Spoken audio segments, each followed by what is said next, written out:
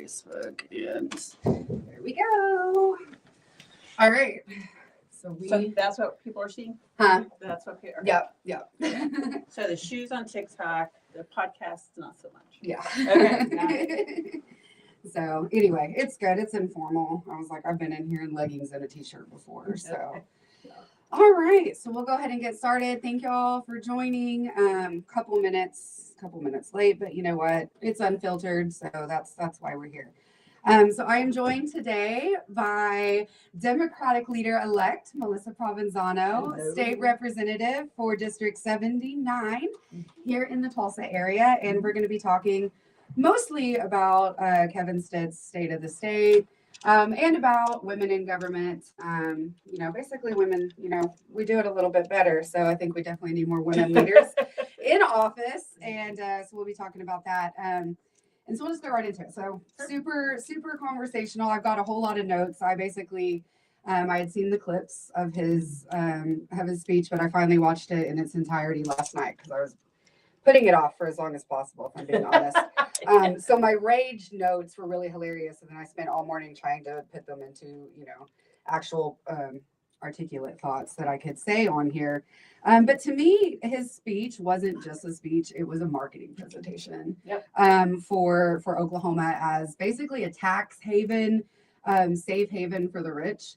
Wasn't any conversations really about the quality of life and how everyday Oklahomans are feeling the pressure of things. It was just all about how much money we can save, how much money the rich people can save, how we want to cap basically every single tax. I don't know where he thinks we're going to be able to fund anything.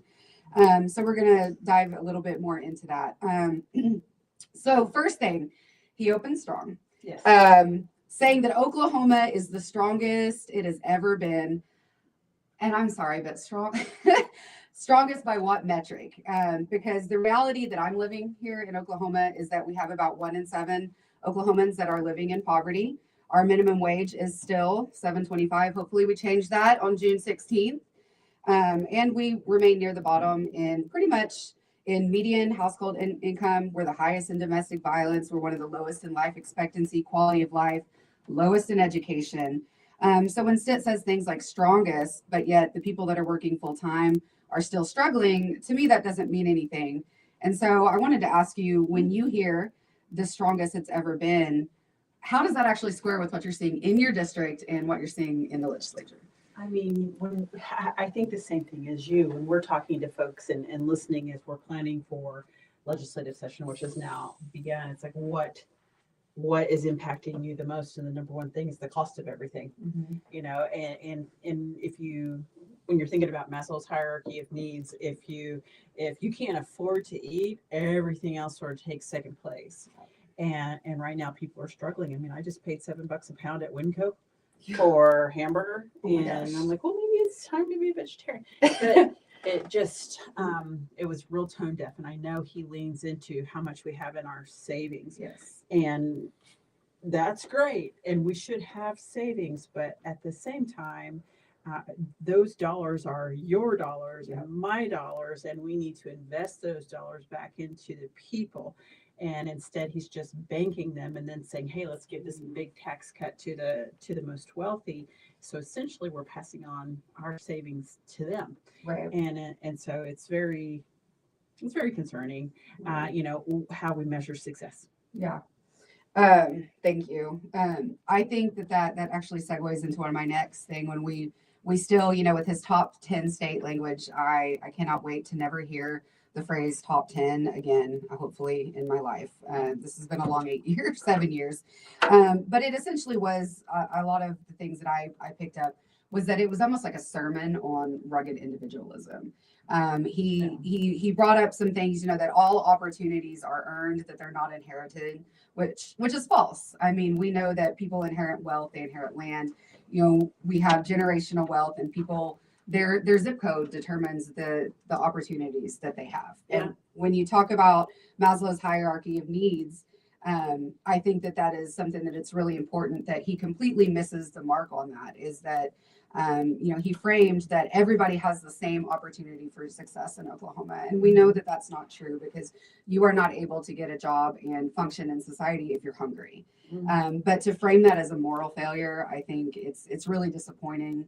To try to frame that Oklahomans that are down on their luck, or that might be working 2 jobs and still qualify for SNAP, we're framing it as if it is some sort of moral failure. And then we talk about the savings. And so my question about the savings account is what could we be doing right now with those reserves that would change people's lives? Because it is one thing to say that we have all these savings, but when it's just like, I don't care about a bank balance when people are starving and when people can't access healthcare. And I'm thinking about what you said about this rugged individualism and pull yourself up by your bootstraps. Well, when you're not born with boots, you're not starting on the same level playing field. And then you see it, like my background is in education, and you see, I saw amazing teachers at the best high schools in this state and at the toughest high schools schools in this state, and just dealing with a different set of circumstances, different populations with different needs, and it's like if you're starting at the 0 or you're starting at the 50-yard line, or you're starting, to borrow a Super Bowl analogy for today with the football, but so it rings false. And I think when you look back at all the cuts that are coming home to roost right now, because of actions by the federal government, that's where our investment needs to be. And case in point, just this past December, when the government shut down and we're like, okay, SNAP benefits, we are going to have people that aren't able to eat, and that is a fundamental need. Well, what didn't get said is last year we had $100 million in our general revenue fund that we couldn't do anything with, because every single bank account balance that we have in the state is full, and it's capped by law on what you can do and how you can spend it. So we just left it in our general appropriations account, $100 million. We could have, instead we tapped this random account that for like to the tune of $7 million that wasn't even going to get us to January. And thankfully the government opened back up, but there was just a lot of effort around feeding kids and feeding families, and it's just this most fundamental need. And then to insinuate that we are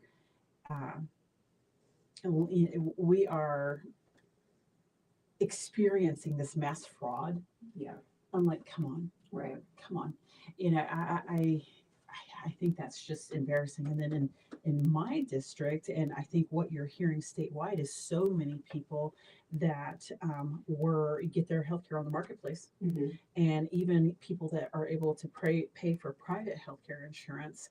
Like I have a good friend who just beat breast cancer, and her premium was at the time $700 a month. It's now $2,100, and that's and she's just like, I can't, I just can't. What's the point of working? I can't even afford that, and that's not been resolved yet. No. And so she has catastrophic care right now. That's what she had to go with. She's like, it's $500 a month, but it's like if I get hit in a car wreck, then I can go to the ER. Wow. And so that's where we're at. And so for him to brag about our overflowing savings accounts is offensive. Yeah, I agree. So investing in those basic SNAP benefits and making sure that healthcare is a reasonable price for everyone, or for those people that need it. I know we see the Medicaid cuts getting ready to come home to roost as well. And he wants to add in work requirements, wants to add all these things on top of what we're doing federally. We're just going to have people that don't get healthcare. That's what I'd like to invest in. Yeah, I agree. I've been of the firm belief that healthcare is a human right. I think that if every other, Western country, and not even just Western country, but majority of the nations in the world have some sort of healthcare coverage for their citizens, even the ones that we would call developing. And for some reason we are not able, and well, it's not for some reason, it's not a mystery. It's because they want to privatize it, because it is, multi-billions of dollars a year industry. And they are wanting to, make that for profit. And I think that. And that's across all types of insurance. Yes. I mean, here in Oklahoma, people are paying more for their homeowners insurance, more for their Yes. car insurance, more for healthcare insurance. It's across all. You're just kind of throwing money into a void and hoping you don't get hurt. And they're making serious profits. Yeah. You don't want to give any of it up. And that's a conversation we haven't been willing to have in this country. Mhm. Yeah. What about, you had mentioned that he would like to send Medicaid expansion back to a vote. Yeah. Yeah. Since you're on the topic of healthcare right now. Yeah, that was one of several state questions that he proposed that we send back to a vote of the people. And That we've already voted on. that we've already voted on, and spent millions of dollars in efforts to get passed or oppose or whatever. Well, so in reality, it is because the federal government has instituted all of their cuts, and this Medicaid expansion that we all voted on was embedded within our Constitution rather than just in statute. We must follow it, which and those costs are going to get passed on to the state. We're going to have to absorb it. Right. Now, we're actually better off than most states because we thought, what if this does happen someday? So we socked money away into an account to pay for it for a little bit. Right. We're going to have to deal with it one way or the other. I just wish that the federal government would do their jobs Right. and get this addressed. Hence why Erica is running. Right. Exactly. And so we know how to plan for whatever the federal government is going to do. Right. And because right now we're just kind of floating on a breeze. Do you think that Stitt is getting pressure from the administration to do something about it? Because Oklahoma is one of 3 states that when we expanded Medicaid protected it via a constitutional amendment, whereas the administration is making all of these Medicaid cuts and it's affecting all of these other states that didn't pass it that way. Right. So have you heard anything, or because I hear that there's lots of speculation. Right. So I think I can't opine. I've not heard anything in particular. All I can see is a trend, a pattern. Yeah. I see this gentleman campaigning for something.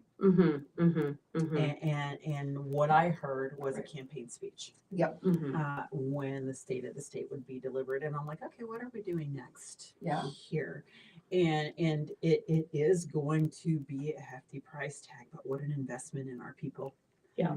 And I think it's something that we're going to have to pick apart. If it goes back to a vote of the people, I strongly believe that rural Oklahoma is probably going to respond in bigger space, just like with marijuana when that passed, and he was talking about let's put a recall on that. Like, I was brother. like, do you want huge voter participation? I know, That like, kind of seems against I your know. party. Well, Please put that on the November ballot. But don't you remember your very first session in 2019? Yeah. The legislature, some of your colleagues tried to undo a lot of what had been passed 6 months prior.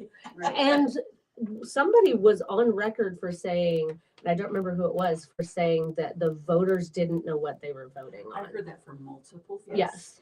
And I think We're all dumb. but to speak practically about it, if you repealed that, you're also seriously denting our economic the economic picture that's been painted and created by this industry, and so, in the next breath, he commended the Oklahoma Medical Marijuana Association and Adria Berry for how well she's done and kind of getting, putting the guardrails on it. And so it seems like that's a better investment than just putting it back to a vote of the people. And to your point again, I'm like, oh, if you do, could you put it on the November ballot? Because remember, it got more votes than he did. Yeah. Just like, okay. Yeah. So watch him veto all my stuff again. Again. Again, exactly. Very quickly, didn't he file an exploratory committee for a presidential run a couple years ago, pressed? Yeah. Not. Yeah. So it would have been in 24. Yeah. Or no, I don't remember. But he has previously. Yeah. Just, since you mentioned that it sounded like a campaign speech. I mean, but what would he run for? That's what I was trying to figure out. I was like, I mean, there's something under something there. Yeah. Man, there's a lot. There's so Because, much. man, there's so much. Because I'm looking here and I'm like, well, I guess to kind of, since we are kind of talking about privatization, education, Yeah. obviously, educator Mhm. background, and you came in to this world from the teacher walkout, correct? And Yes. that's where I got my start as well, but from the advocacy side, doing, I just was a parent, had little kids, saw the things that Ryan Walters, Moms for Liberty, OCP, all of them were doing, and was like, hell no.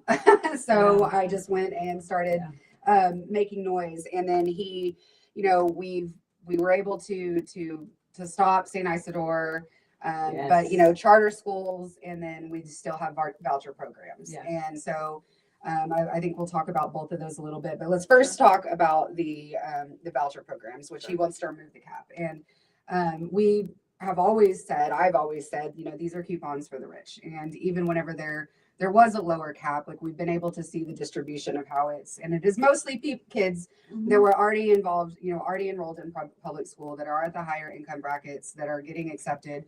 While there are some from lower income brackets and that haven't been, it's the percentage is a lot less. And so, private schools, they don't have to enroll everybody. They can say, oh, we don't want anybody from this neighborhood. We don't want anybody with, this background. And so, but now they want to use taxpayer funds to be able to give these tax breaks for kids. To me, it is going back into a segregation almost. And I think this has been something that has been in the works for decades, but removing the cap on that. So, and then this takes money from our public schools that are already underfunded, even though in the same breath he wanted to say that, we've increased public school funding more under him than in decades prior. When you say historic, one more dollar is Right. historic. Yeah. And we're not keeping up with Yeah, with not only the rest of the country, but Yeah. just with the states Our region. around us. Right. Yes. Yeah. We are 15th in the region for per pupil spending. Still. Yeah, exactly. And we need to at least get to the middle of the pack. And to do that, I want to say it's going to be over the next few years, like $7 billion. Yeah. If you're looking at increasing just to the middle of the pack. And so where's the political will there? But I'm sorry. Yeah. I could spend a We million were in the middle of the pack. Yeah. Yeah. But then Before- other states are raising their bar. Right. Yeah. But I mean, so we know who benefits from privatization. It is the people that are, owning these companies, these charter schools, even the brick and mortar charter schools. It's got a property management company, their lunch, their food service, they're all under the same umbrella of corporations whenever, and they get the state funding. But my question is that I worry that the attack on public schools is going to be almost a little bit easier for them to slip some of this through now that Ryan Walters is gone. And I know that we are glad that he is gone. Yeah. But he was so obnoxious and so flamboyant that it was like, it really brought it into the public, into Yes. the conversation. And I think that was both good and bad. Yeah. My worry is that, public education and, the state superintendent role is supposed to be boring. People aren't supposed to be outraged and paying attention. And my worry is with removing this caps that our education is going to be continued to be attacked, but just a little bit more under the radar. And what do you see as far as steps that the ledge wants to take, and what do you want to do to try to protect public education from I this think there's privatization? just, you asked a whole lot of questions there. I know, I sure did. So right now the cap's 250 million. Yes. And it'll continue to be 250 million. He did propose taking the cap off. If you do that, you blow a hole in the general budget. And you have something like what happened in Arizona, where their state Yes. budget fell apart, not just the education lane. Because remember, the parent choice tax credit voucher takes money out of the general, not the education. And so it impacts all agencies negatively.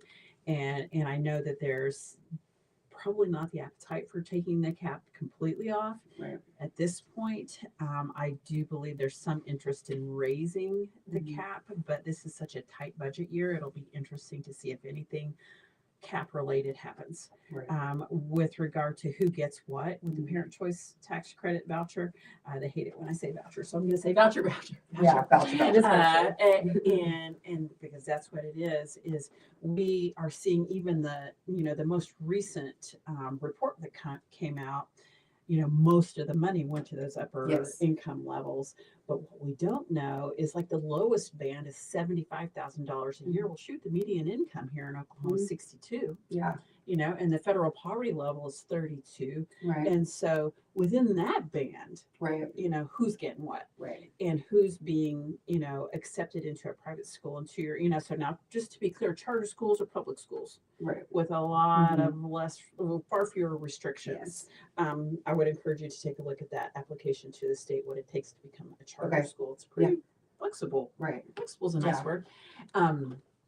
But with the private schools, to your point, they can pick.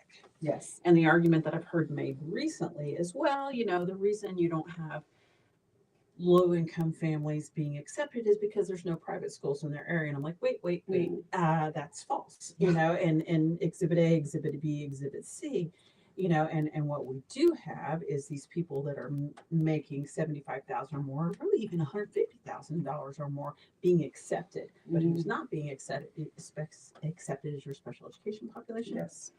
Your low income population, Mhm. your English language learners, because they can choose. Right. And they're also not held to the same accountability standards that Right. public schools are Right. for the dollars that we're Mhm. appropriating to them. Right. And I have friends and neighbors that have taken a part of the parent choice tax credit. That's tough for me. Mhm. But if you want to send your kid to a private school, I hold no ill will towards that. You should do it. But I just don't think it should be at the expense of our public schools. Agreed. So I think you will see it sort of in a stasis Mhm. this year because there's so many other things on fire. Right. And, Yes. and to your point of this should be a boring role. Right. The state superintendent, I'm with you. Yeah. And I think the state is under a fatigue Yes. right now. And there is one bill that concerns me of removing that voice of the people and who elects that person, Mhm. and instead making a governor appointee. Yeah. Let me just point out, if it was a governor appointee up to this point, it still would have been Ryan Walters. And so we need to make certain that is very clear that you're taking away the voice of the people when Right. you do that. Now, if you really did want to do that, the way other states have done it is, okay, great. You want the state superintendent appointed, then the entire board Mhm. is elected. Yeah. Okay. I mean, I can go there. I even might like that better. Yeah. Because, then it would be broken down by congressional districts. Right. And so from CD1, they would have to campaign. Yeah. So great, but it's important not to give up the vote across the board. Right. Yeah, because that was my thought, is that it's just it is consolidating power in the executive if we were to appoint it, because then the board that is supposed to be the oversight is also appointed.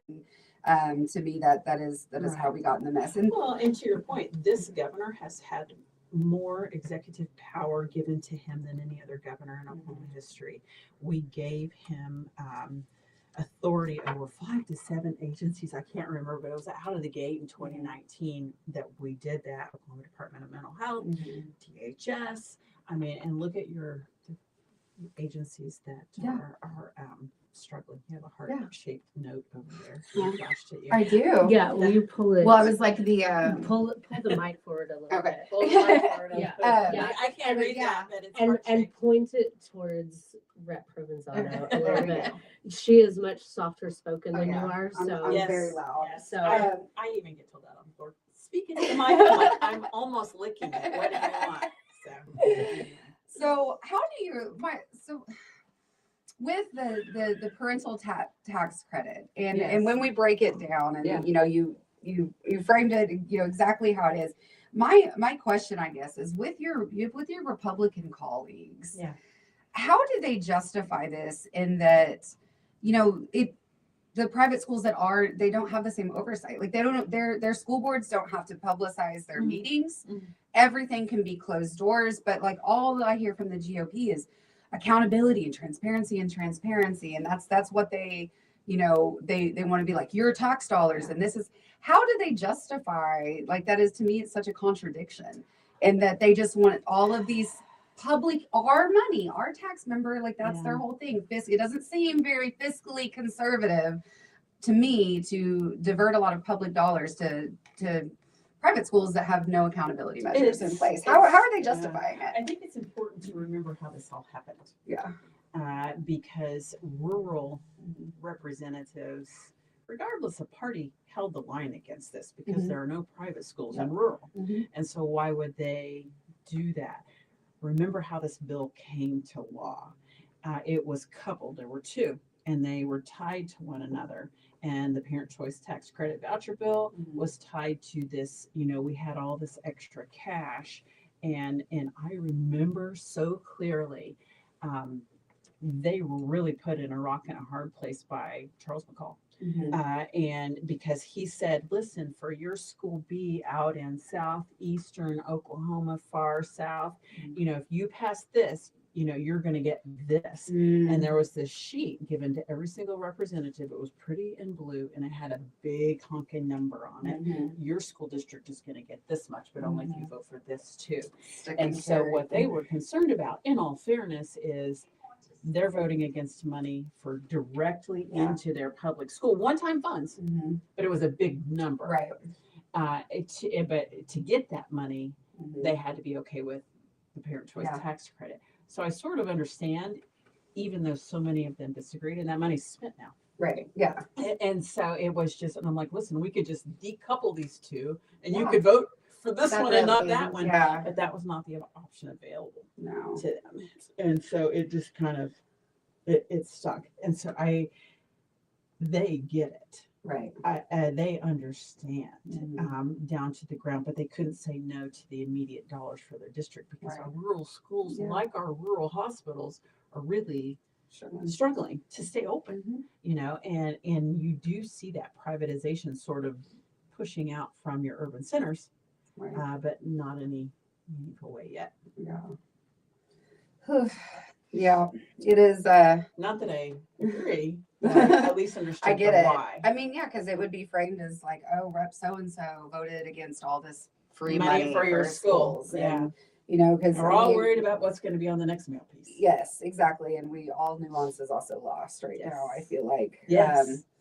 which is so. I feel like To be fair, on both sides of the equation, there's some tough votes that I took, and right now that are coming to roost in different ways. Right. But and I have Democrats reaching out to me. Why did you vote this way? I'm like, well, did you read it? Right. Because this isn't actually what it does. Yeah. Well, but people are going to use it this way, and I'm like, well, ICE is using things a lot of ways right now and not following the law. But someday this is going to end. Right. And words have to matter. Yeah. And so that's what we vote on, not what we Right. think may happen as a result of it. So anyway. Yeah. All right. I feel Okay, like. let's so women in government. Yep. That's how I was like. So I'm done with you the were state of the state. yeah, women in government. Yeah. So how it's we're in an election year. Maybe I should turn my mic up. Are we? Yeah. If you guys didn't know, we are in an election year.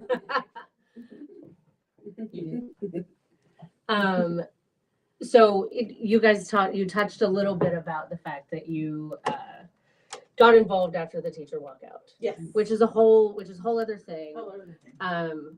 And you are aware that I was involved several years prior with the walkout.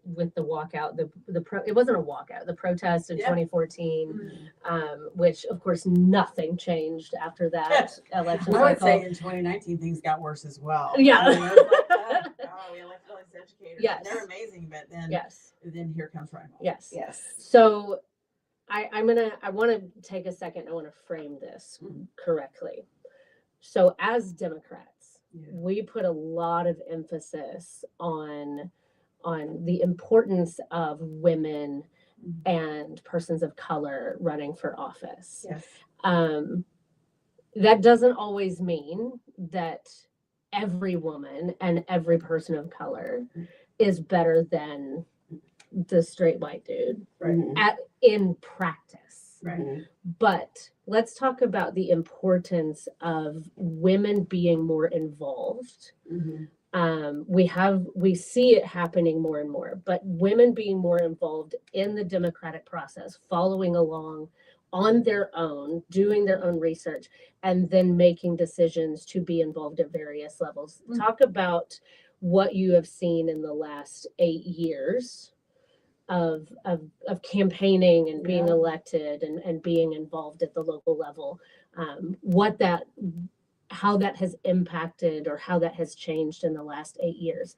And then we're gonna talk about some stuff that happened in our own caucus recently. Okay. Yes. a little bit of hypocrisy. Like super local or No. I'm talking about no, not that. I'm talking. You sent it to me. The hypocrisy of the photo choice by a certain. Oh, that makes me. Yes, hot. but Yeah, let's talk about the importance of women first. Yeah. And then we'll talk about the hypocrisy. You know, we have a women's caucus at the legislature, and it has been building, but we've had to do it in a truly Nonpartisan way. nonpartisan way, and it's been a struggle for some women who honestly have to pay a price for being a member. And when we What do you mean by that?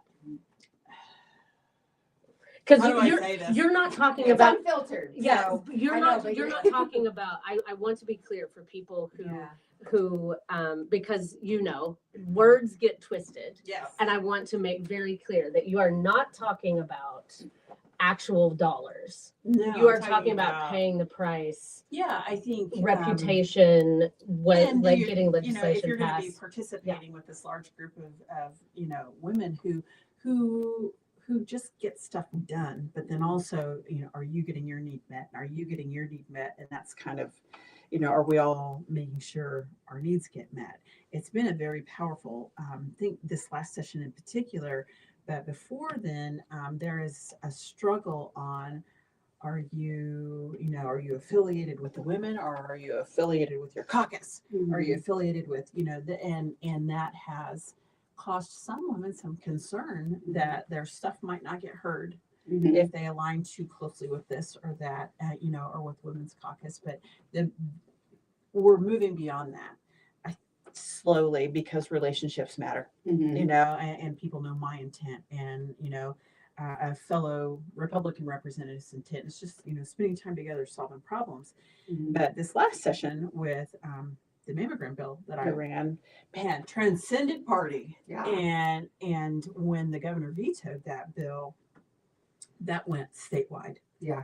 And every woman in that legislature, and really every man, every person, like politics and Republican and Democrat truly fell away. Yeah. And the women's caucus said, we're not going to do this. This is okay. We will be back. And it was one of the most powerful and peaceful moments I've ever experienced. I cried. It was, right? I cried whenever they overturned and it was a beautiful moment. And so, you won't catch me saying a negative thing about these women because they took a risk and stood up. And then when they did, then the chambers were with them. Yeah. And I thought, wow, this could be this way all the time, guys. It could. And so I think that the possibility is there to really, truly transcend party through women. So I want to ask a follow-up question to that. Yeah. Not specifically about women, but about things being local and being personal. Yeah. Do you think that the fact that you were going through your own journey with cancer and your colleagues who see you every single day, even if they, don't like you and talk about you behind your back, they would never. I don't think there's a lot that would do it towards you, but do you think, talk about the importance of making issues real and not because we have a tendency to, that issue doesn't affect me, so I have an opinion, Yeah. because they don't see it. Yeah. It's not affecting them. It's not in their face. It's not happening to somebody they know. It's not happening to a family member or a Yeah. colleague or a friend. Yeah. Do you think that that had an impact Yeah. on this piece of legislation transcending partisan relationships? 100%. And how does that translate in how we should be talking to each other Yeah. and our neighbors Mhm. and our elected representatives at every Yeah. level about Fair. Yeah. I'm with you. And so I truly make a point of not going attacking people. I make a point of, if you're a Republican, if you're a Democrat, we're going to have a positive relationship. I'm not going to be cruel. And that has served me well. Now I will go, what is it? I'll go the mattresses on policy, Right. but never at the person. Right.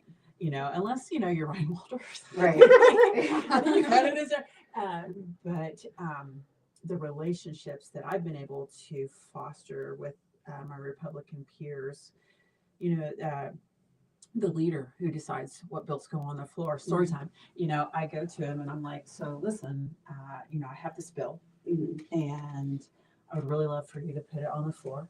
And he and I sat across from one another for several years on the floor, and now he's the leader for the floor and decides what goes to the floor. And I said, you know, if you're going to put it on the floor, I really hope you will, but if you could just do it before my hair falls out. And he's like, what?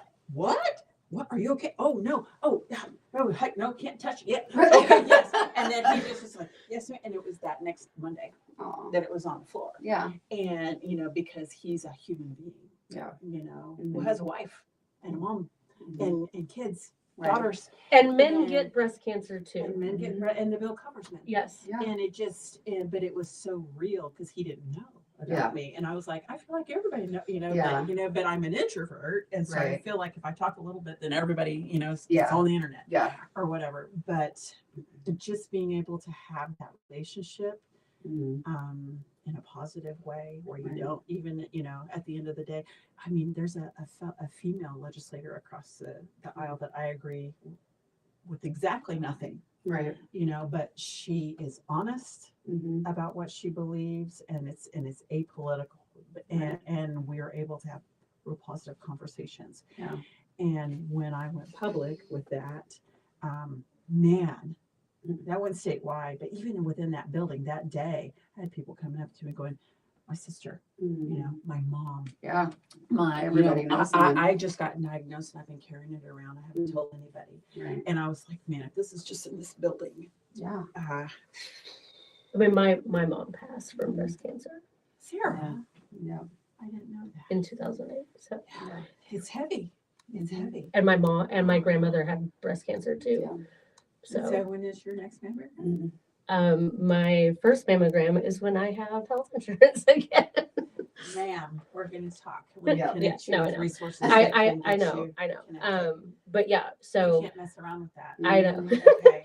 But Well, back, we're circling back with this. Yeah, I know. Right? I know. So back to talking about women in politics. Yeah, sorry. So that I know, don't Okay. apologize. Okay. I got off, and I'm glad that we went where we went. Yeah. You ran for the first time in 2018. Yeah. Was 2017, 2018 the first time you considered running for office? Yes. Got told not to run though. Oh, yes. Which pissed me off. Yeah. Yeah. And then that's just more motivation. Yeah, yes, Kind it of. was. I'm facing a little bit of that as well. Yeah. Honestly. A little bit. Yeah. A lot of that. Yeah. So having worked in politics for as long as I have, and then having worked within the party structure, Yeah. either at the party or on campaigns, Yeah. a lot of women don't run the first time that they consider it. Yeah. Now, this compliment to you are not the typical, you know, your personality, It's more stubborn. you're a lot more stubborn, and you're far more decisive than a lot of people, not Yeah. just women, a lot of people, Oh, like with the should I run? yes, yes, Yeah. I feel like women face a lot of imposter syndrome. women do face a lot of imposter syndrome. So, So just for 2 minutes, Yeah. I want to talk about, because you have talked to a lot of female candidates in the Yes. last since you've been elected, Yeah. and encourage them to run and how to run good races and all of that. What has been your experience in the last 6 or 7 years since being elected? What does that look like when you are talking with other female candidates? Trying to talk them into or- running. Yes, Yeah. or when they come to you and they go, well, I'm thinking about it, but I don't know if I should. What do you think? Oh my goodness. I'm Right. like, Yeah. So the overarching theme is I'm not qualified. And I'm why like, do they think they're not qualified? Well, because there's got to be some hidden definition of what it takes to run for office. And I'm like, listen, we have a musician, we have a tag agent, we have hairdressers, we have lawyers, a lot of real estate. Our model isn't necessarily built to be able to sustain if you need to do this job and this. And so you have a lot of self-employed retired doctors, those sorts of folks. But what we need and what being a teacher has demonstrated is you need those just everyday working class people to step up and run. And for a woman in particular to believe it, I have to paint the picture of, listen, I was a high school principal. When I got there, I'm like, oh, this is like running in a high school, and with all the stuff, that comes with that. And we have so many people that just had the support that they need. And what I find is I had to build my infrastructure and figure out how to take a credit card, how to set up a website, where to get a headshot, all of these things. And for us, I feel like it's important, especially with women, to say, here we have this support system. If you want to plug in and you're willing to do the work, which is like a go, no go matrix, are you willing to do the work for us to invest in you? We're going to pour into you. right. And that's what we need to build. So we're working on building, here and connecting with resources of who can be your campaign manager and what does a campaign manager make, and encouraging people who support candidates to charge what they're worth. Right. At the same time, I did a You TikTok know. about that. and I was talking to a treasurer, she's like, well, I'm just going to do it for free. And I'm like, Stop. that's so sweet if you like you're best friends with someone. Right. But in order to professionalize Mhm. this, we need the talent surrounding Yes. the candidates, and the candidates need to know that there's that bank of talent Yes. that is not going to let them fall. Yeah. But then they also just making the switch, if you're a real Jameer, which I am not, neither are you, neither are you. But What? but just you can do it. Yeah. This is and here's the 12-step. Here's how Yeah. you get started. Yeah. Is 12-step program. 12-step program. No. When you Sally enter just- and when you exit. 12-step Sally's what's program her when new you slogan. start, Yes. and a what's- 12-step program when you leave. Yes. Maybe one in the middle too. Yes. But it's just the simple of yes. And then you just kind of You dive just do it. in. But once, it's just that initial decision. Mhm. And for me, that decision was made easier because somebody told me I couldn't. Yeah. And I'm like, oh, Yeah. And then my husband's who's always wanted to run for office. And I was like, okay, here's what I make. Right. And here's what this job makes, Mhm. which is less, Right. but I'd really like to do it. He's like, oh yeah, let's go. Right. And so having a support system, whether Yes. they're your partner or your best friend or whatever, but you need your support system, your Mhm. personal support system there too. Right. And if it's just Yes. you, then let's go get you a support system. Yes. And that we need to be able to provide that and have that infrastructure statewide. Yeah. To do it. Yeah. We need every single seat to be contested in our statewide races or in our state legislature. Like there is no reason that we should have 70% of the Republicans getting elected because it's just the Republican primary. And Yeah. so people that have thought about it, it's, don't doubt yourself. Like, I mean, and I know it's going to sound terrible, but like, sitting in some of the committee meetings and talking to some of the people, it's like, you are qualified. If you are paying attention to politics, if you have any sort of education, like, you are qualified. That is one thing that I try to do with like the way that I'm running my campaign, is that we have this weird thing in our society where we view politicians as like some above, and I get that there was, the class system and the way that it was kind of, broken down, but really it's supposed to be by the people for the people. And so, to be a politician, it doesn't mean that, you are this somebody that is just smarter or, came from a better, like, that is not what it's about. And I think that people need to really deconstruct that, like, kind of almost weird deity thing that we see with politics, and that it is a job that there are all sorts of variety of different people, and that you are qualified. If you've thought about it, then I guarantee that you are qualified. 100%. I mean, look at the And president. call me. Like, yes, yes, for sure. Like, we Filing is in April. yes. You got time. It seems like it's too late, but you know what? Go for it. Yes. And we do have the state question that is in June. Yes. And what better time for the minimum wage? And so people are going to be out and voting Yes. that don't ever vote. Yes.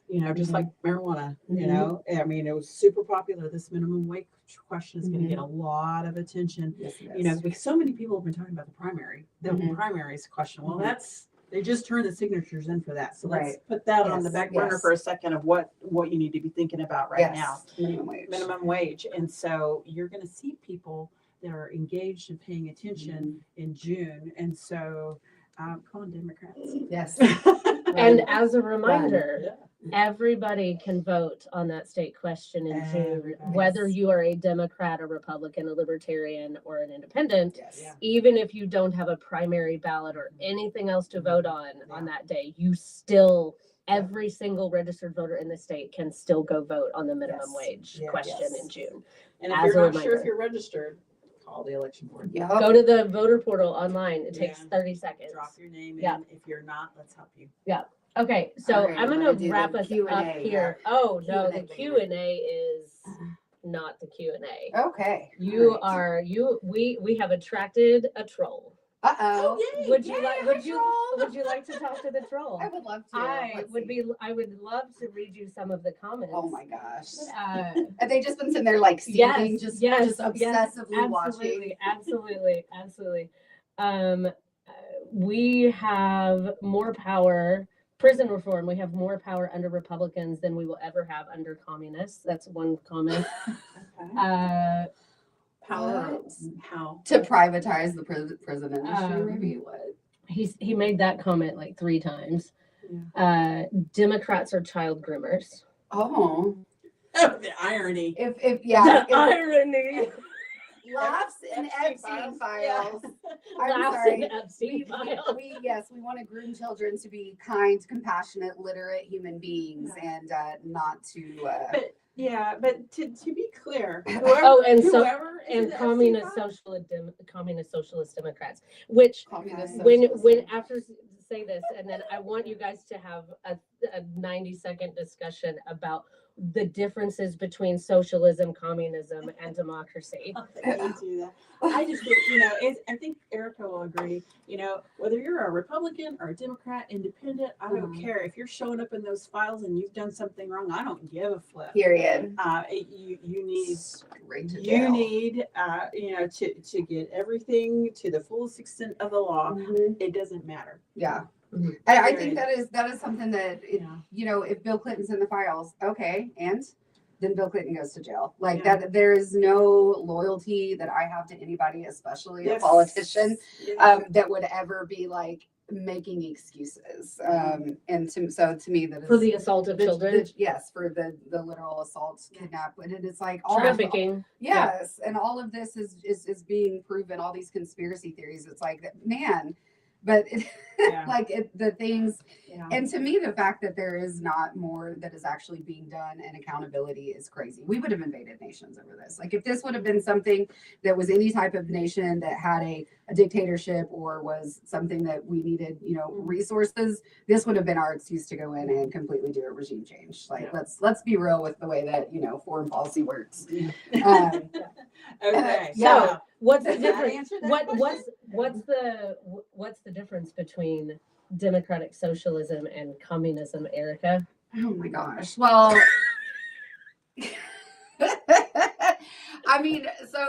communism is a theory that comes back into the 1800s. So, like, my master's in global economics, and so it's like it is something that has been done typically under dictatorship. But we're talking about a classless, stateless, moneyless society.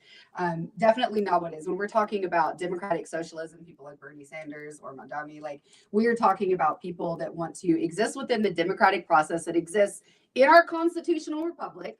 Because yes, I understand that we are a democracy, we are a constitutional republic, but a lot of people try to say that we're not a democracy. No, we are, and that we elect representatives into our republic. It's not a direct democracy, we are a representative. But we are doing socialist policies. That is democratic socialism. That is things like the fire department. That is things like public infrastructure, things like, Public transportation, education. public education are technically the military. Socialist policies. So when we have this like whole communism, like there's no way in earth in any way, shape, or form that anybody that is in democratic government right now that is an elected Democrat is a communist, because it's so far the political spectrum in the United States is kind of over here.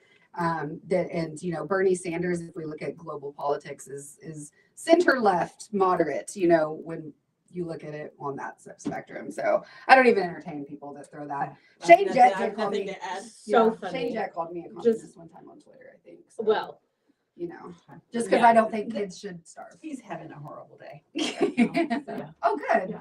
I love that for him. I saw on the way here that there's been a bill introduced, and I meant to bring this up earlier, to make it a felony for churches to provide services without verifying citizenship. That Yes, doesn't say. thank you. Words. So yeah, I think that's I've gotten 100 million questions about that bill. You I have, think, yeah. And dig into the politics of the bill, but the practical side of that is it's been assigned to rules, Oh, okay. and the rules committee. Watch me be wrong on this, but generally the rules committee is where bills that we don't really want to tackle get placed Okay. and then never heard. Yeah. And that Hopefully. may or may not be the truth, but I think that flies in the face of every church. Yeah.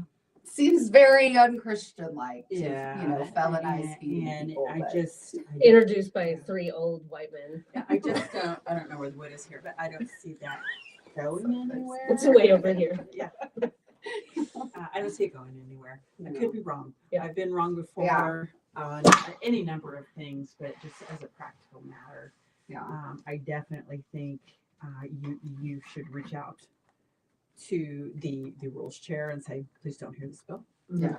Who is the rules chair? Oh gosh, who knows? Oh, Because it was. I didn't know if you remembered off the top of your Well, head. in the Senate, I do know who it is. In the House. In the House, but I think it was Jet. I think he was removed. But I could be wrong. Yeah. What are the biggest issues you think are going to be on that you guys are going to see Yeah. and discuss? We'll this do a session? wrap up close. There's no good faith questions, so last. There is not. We tried. That's okay. I think the biggest thing, I think in education is going to be reading literacy. I have a whole host of opinions about that. I think Julie Daniels. the Rules chair. Julie Daniels, thank you. I think the effort is sincere by Speaker Hilbert and by Senator Pugh.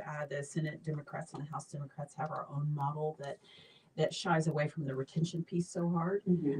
Because 2 years ago, remember the third grade retention, just 2 years ago, We pulled that third grade retention piece back because kids were just crying and stressing and pulling their hair and biting their nails, and teachers were like, wait. Well, a we were second. also coming right off of like everybody doing Yeah. distance learning Yeah, for yeah, at yeah. least a year Yeah. or longer. And so we really need to look at that piece, and that's probably going to be the one piece of that's contention. But you also want to say, fund it, fine, fund it, because there's nothing in those packages that we haven't tried before. But I get elected in 2-year cycles, and so we want to solve education in 2 years. Yeah. We need an 8-year plan. If we can Yes. have it for ODOT, and if we can have it for roads and bridges, we need an 8-year plan for kids. Yeah. And so that the retention piece, having the coaches providing salary increases that bring us to the middle of the pack, and providing per pupil expenditure, Yes. funding that reading initiative for the long haul is going to be a big topic. You also will see a renewed interest in wind and oil and gas setbacks, and all of the things that come with that. Right. And then there was a whole lot of immigration bills Yes. on deck, and we just defeated one this last week with E-Verify, requiring businesses to use E-Verify through the Department of Labor, and that was a tough one. But it was like $1.9 million it was going to cost. And I'm like, we don't have extra money to be. But we do. We have a whole bunch of money in Oh, I'm savings. sorry. I'm sorry. But in the general, we just don't have the political will to spend $1.9 million requiring private businesses Right. to use this E-Verify when. Interesting, because we want to deregulate the things that actually protect the environment and workers' rights, but then we want to regulate them whenever it's rooted in racism and Depression. Yeah. So it's So interesting. no good questions, only No. trolls. Yeah, I was like, we usually do this in the evenings. and So. it's Super Bowl Sunday. What are Yeah. your Yes. what are your bills? Final thing before I make Erica do the. No, This is what's coming up for the campaign. You'll What are your see- bills this cycle? Yeah, This you'll session. see Democrats rolling out bills tied to lowering costs, lowering the chaos, lowering the corruption, Oh. and paychecks that can keep up. Yeah. So, you'll see, our leader has a minimum wage increase, because we could do that right now. We Yeah. don't need a state question. Yeah. We could do that. Mhm. A minimum wage increase. I actually have several bills just tied to people being able to do their jobs. Simple fixes. I have an electrician, a bill that was asked, I was asked to run for electricians whose certificate lapses. They have to renew every year. And in other areas, in other occupational licensures, you could just pay a fine and renew it. Right. With them, they have to retest. Oh wow. And so if we could just bring them in line, Yeah. just simple things so they can continue to make the wages Yeah. that they can make. There is a bill that I really am excited about, but I don't know that it'll get a hearing. I'm really pushing kind of hard, but AI right now is starting to determine whether or not your insurance claim gets paid. Oh. Among Right. many other Right. things that Yes, AI is the determining. AI is Yeah. doing. This is that particular lane, and this bill would say, listen, if you're going to use AI to determine if a claim gets paid, then before you make that final determination, a qualified, trained human has to Right. lay eyes on it. Yeah. And the pushback has been, well, we already do have that. Well, not everybody, No. because you're seeing across the nation this piece of legislation starting to gain traction. Yeah. You're also seeing an increase in insurance claim denials, Yes. and so let's make sure. Yeah. And even one done wrong is the difference between you being able to make the rent or pay your health care Right. bill. Yeah. And so those are just sort of practical things. And as Democrats, that's what we've got to lean into. We've got to stop taking the bait on the culture war stuff Yep. and just focus on what helps you put food on your table Yes. and get to the next paycheck. And so Yeah. you'll see me and a lot of other of our caucus focusing on those issues. Yeah. Another one that I've seen that's not mine that is really intriguing by Representative Bucate, and then a separate one with Senator Kurt, is your credit score cannot be used to determine what insurance rate you get, Good. because it is right now. It is right now. And I'm like, Why? Right. why? Yeah, Right. why? Either you can pay or you can't. Yeah. So I mean, just practical issues of practical. Right.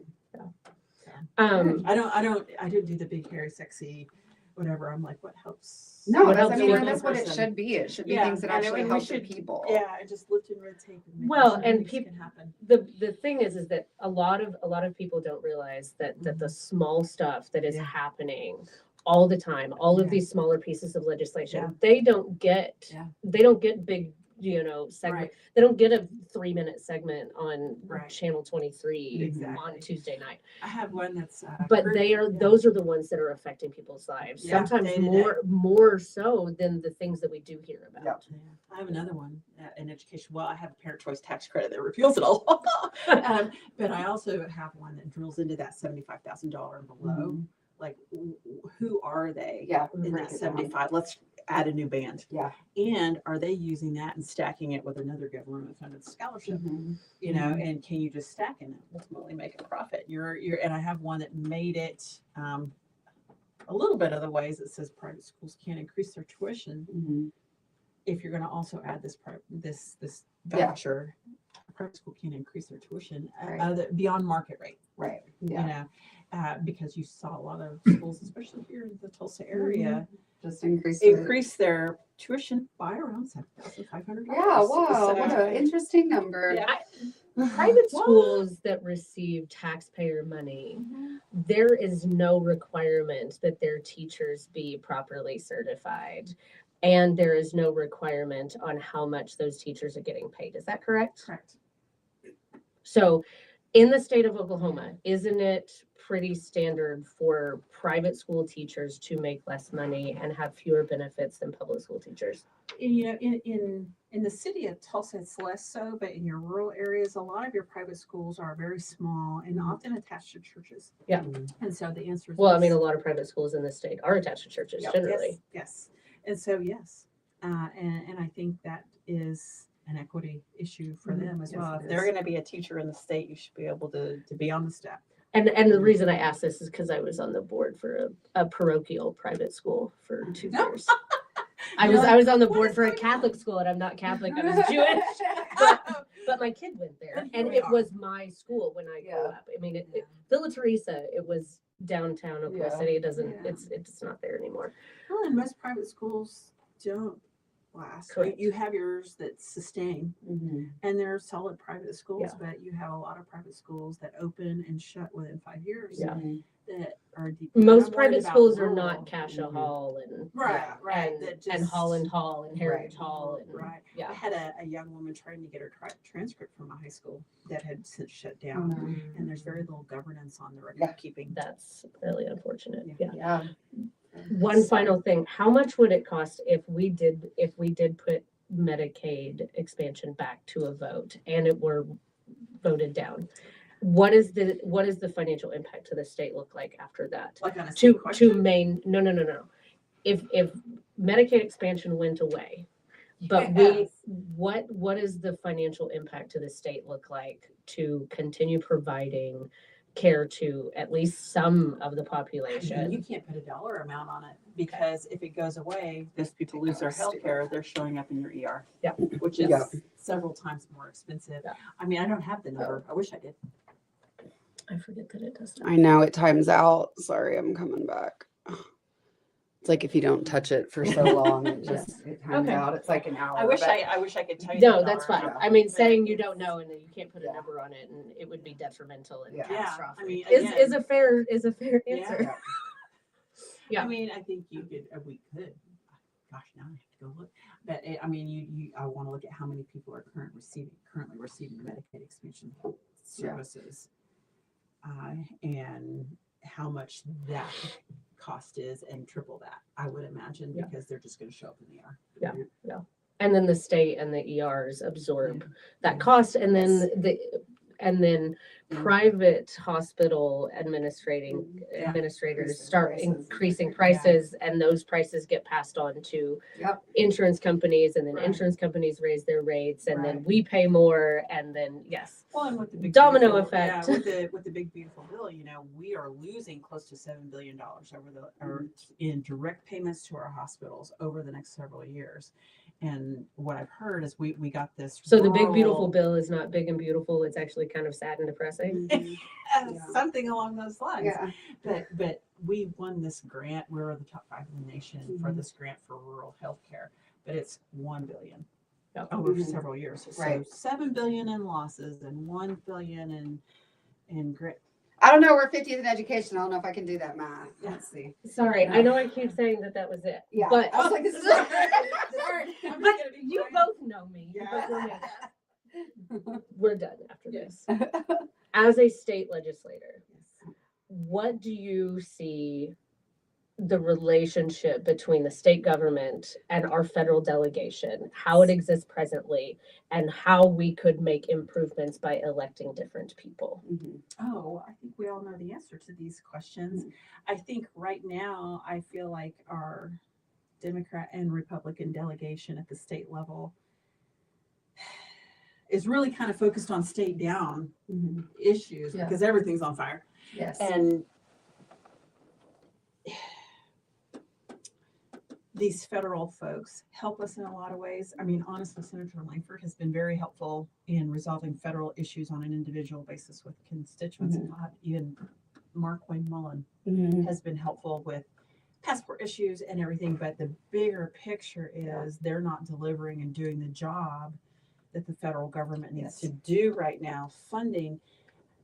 And the state is about to shoulder that cost. Mm-hmm. And so what we need to do is like, do your job. Mhm. You know, Right. let's wake up and really, you know, one man is running the entire federal government, it feels like. Yep. Instead of, you know, a diversity. I'm not of even sure voice. that one man is Trump right Yeah, now, but it's I don't not. think it's ever been. But, you know, I digress. Yeah. So, oh man, I'm gonna get so many calls after this podcast. I'm like, oh, you caught Melissa in her hurt sweater. And just feeling it. It's unfiltered, and that's what it's like. But you haven't said anything. The that you whole, wouldn't say. the I mean, whole I'm just point getting of it worked up. is to say things that and to have the conversations that I feel like we haven't been able to really have in these spaces. And you know that yes, people aren't doing their jobs at the federal level. Our representatives are not representing us. They are representing one certain agenda that is backed by, you know, just a handful of people.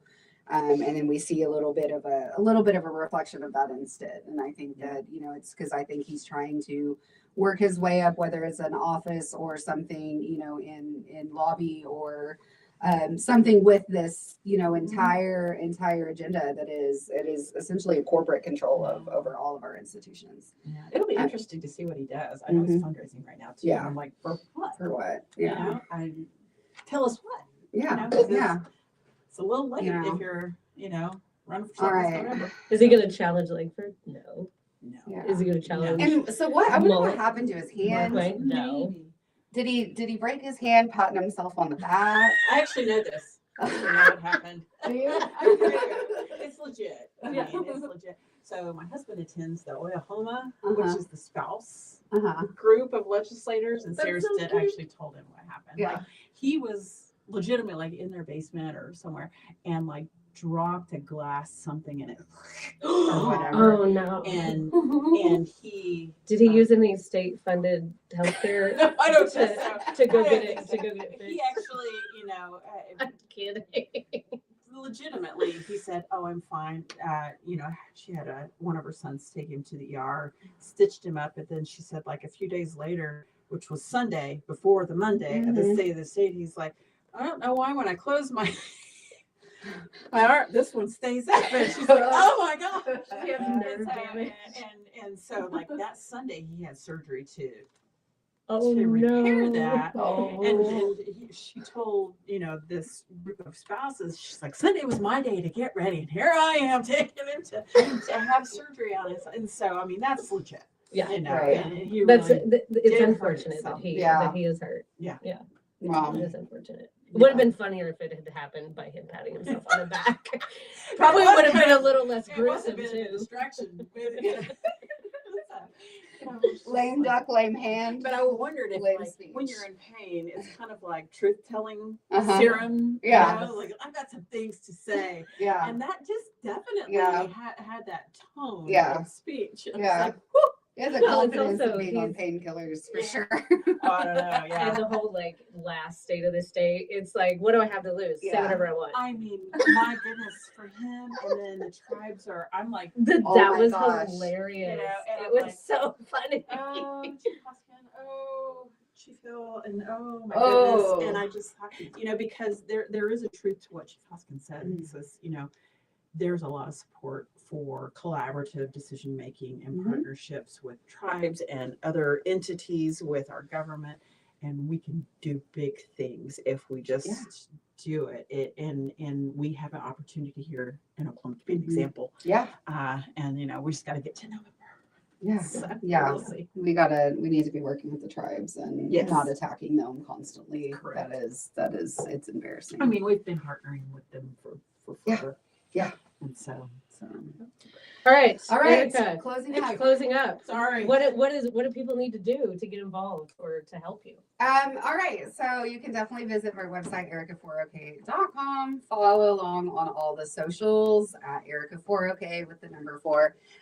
Would love volunteers. We're doing phone banking, text banking, canvassing. We did a nice canvas event yesterday out in Broken Arrow. Had a lot of really good conversations. So get involved. Also, we definitely need support donations, $5, $50, $500, whatever you can spend. Every single cent goes to getting in front of voters. We are a grassroots funded campaign, not backed by corporations, not billionaires. We just want to get actual people in office that care about the needs of the constituents. So follow along, share, and definitely you can send any email to info@erica4ok.com. I'll respond myself. Anything else? We have brewing resistance at the coffee shop. Yep. Where's it Wednesday. at? Wednesday at 8:30. I At don't know 8:30. which coffee there's shop. a resistance at a coffee shop. Brewing Yes, resistance. brewing resistance. Oh wait, no, it's not. Yes, brewing Yeah, brewing resistance. Oh, no, this is Parks Parks of of Resistance. resistance. Brewing So is the brewery. We do coffee shop meetups every other Wednesday on Wednesday mornings, and then the alternating Wednesday we do brewery meetups every Wednesday evening, so that there's a morning and an evening every other week, just all around. And it's just a little informal meet and greet. Perks is at Livy Lee Coffee in Sand Springs. All right, Sand this Springs. We'll be coming to you on Wednesday morning. We'll be sharing that. Anything else? Anything you'd like to close with? No. Thank you for having me on. Of course, I and thank you appreciate so it. much It's for nice to see coming. you, It's Sarah. fun. It's been a lot. So- It's been a while. Congratulations. Yes. Yes. Anyway, I was like, Sarah Baker. I'm on the list. Let her name me. Oh, sorry. Right. I'm not. Yeah. Oh, no, it's fine. It's fine. All righty. Well, thank you all, and we will get off here. Thank you, TikTok. At some point, I'll come and look at your comments, but it's so far.